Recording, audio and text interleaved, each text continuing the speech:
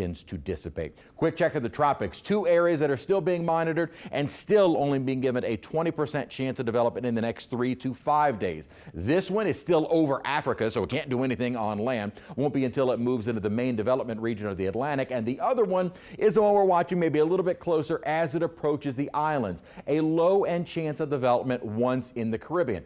In the Caribbean, the environment is still fairly hostile. So let's take a look at what the models do. Here's the GFS. Here's that basic wave moving across the Caribbean.